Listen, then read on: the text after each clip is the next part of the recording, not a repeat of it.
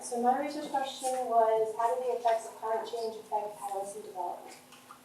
So my claim is through the environmental, cultural, and social, and futuristic lenses, climate change can negatively impact adolescents' development.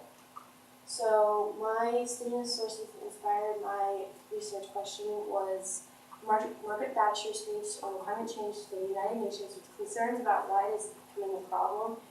And then my other source that I chose was Mark Montgomery, who studies forecasting population growth, and talks about how the world's going to develop differently as the years go on. More on those shortly. So my first lens is the environmental lens. And Margaret Thatcher, who is the first female Prime Minister of the UK, brings up the problem that CO2 levels are increasing a lot, by 3 billion tons. And she mentions this letter that she received from one of the British scientists, quote, "Spring ozone depletion measures as deep as if not deeper than the depletion in the worst year to date," which is on page 19 in the stimulus sources. It's basically saying that CO2 levels affect the ozone levels. So but this was around like the 80s, so now, since we're in the 21st century, it's getting way worse. Mark Montgomery, who studies forecast growth, talks about how the changes in lifestyles will be more urbanized, where it's going to impact how people are creating more global warming or climate changing issues. So this graph here shows here in 1950 and all the way to 2050 that how much urban populations will increase by the billions. So by 2025, it's going to be about like 2.5 billion people are going to be more urbanized. And we all know that like Asia is big in industrialization, so it's going to greatly impact climate change, whereas like Latin America, which is shown in purple, and Africa, which is shown in like the orange, aren't going to change that much. So the next lens is the cultural and social lens. So there are actually two teams that sued Oregon because they wanted more education in climate change, because they feel that it is a teenager's right to be able to learn more about climate change and have their own opinion on it. Where education in schools debate, where parents and teachers are against the school teaching students about climate change because they feel it's not their right to do that, and it's so controversial. It's more black and white than it is gray, where you can see it on both sides, but it's not. There's no way to be able to determine if it is real or if it's not. And one of the schools actually spoke up. There's one teacher that spoke up about climate change, and thought it was very important for teachers to understand that it's their jobs as teachers to teach. So they brought in school speakers to teach about climate change. So as you can see here, this is the greenhouse gas emissions in the United States, where in agriculture there's 9% of greenhouse emission of gas. And then for electricity, it's 29% compared to that 9% for electricity. In this graph, it shows 3 parts of how the public opinion of the United States is about climate change. So you see, like in 2001 to 2014, it was like about maybe 56 to 57% who believe that it was caused by human activities, whereas in 2017, that has increased to about 60 to 70%. You can see in this middle chart here that global warming in 2001 to 2014, it's more like 54% about that believe that global warming has begun already, and in 2017 it's about like 60%. So it hasn't really increased that much, but it's still a lot of people that believe that it's actually started. And then in the last part of the chart, people think in 2001 to 2014, less than 40% believe that global warming will pose a serious threat in their lifetime, whereas in 2017, that increased about to 40%.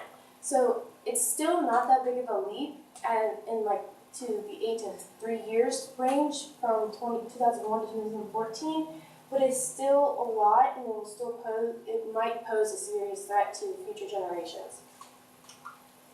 Speaking of future generations, it's futuristic ones. Matthew Lau, who is a professor in philosophy and bioethics, currently holds an Arthur Zittrain Chair of Bioethics and is a director of the Center for Bioethics, and is affiliated professor in the Department of Philosophy at the New York University, believes that human engineering is the way to go. He believes that there's some steps that can go with human engineering that will help prevent global warming from continuing. So he believes that the size of humans should decrease so that the human engineering will work its course, and with that, he believes that reduction of the meat consumption will also help decrease the size of humans and will allow human engineering to work its way. Alright, so here are some solutions and limitations of this. Solution 1 is the reduction of natural resources. We use so much natural resources as we flick on the light switch every day when we're going into work or at home, and we don't always turn that off, so that's burning fossil fuels and natural resources. And most of us have gas cars, where we are using so much gas that it is emitting CO2 into the atmosphere, which is going to affect how we live and might change the climate change of the world. And so a way to prevent this is that you can walk to places or bike or use less gas or maybe more of electric cars, because those will prevent more gas being emitted to the atmosphere. Solution 2 is allowing climate change education. So there are some teachers that believe that it's their job as a teacher to teach their students and educate them about global issues, and climate change is one of them because it's so controversial, and they want to be able to provide students with their own opinion. And the final solution is human engineering. As previously mentioned, human engineering could possibly help with the climate change problem. Some limitations are that the models are exaggerating climate sensitivity. So it's been said that all the climate observations are all strictly observational. So when they come up with these numbers and statistics and stuff for climate change, it's all because they're all using computerized technology and being able to determine these things, but sometimes they can be very sensitive and it can exaggerate how much CO2 levels or how we're impacting the Antarctic. The second limitation is that parents and teachers feel uncomfortable with educating students about global issues like climate change because we're not even really sure if it's real or not, because it's so black and white. And the final limitation is the inability to prove that human engineering will actually work. So for this to work, we have to actually know that climate change is actually a real thing. So we don't actually know how it's going to affect future generations if we don't even know if it's actually real. So human engineering could be a plausible solution, but in reality, it's not even known as if it's true. So climate change could not actually be real, and people are just making this stuff up. And so human engineering could actually just do nothing or cause more climate change. So this is my work second.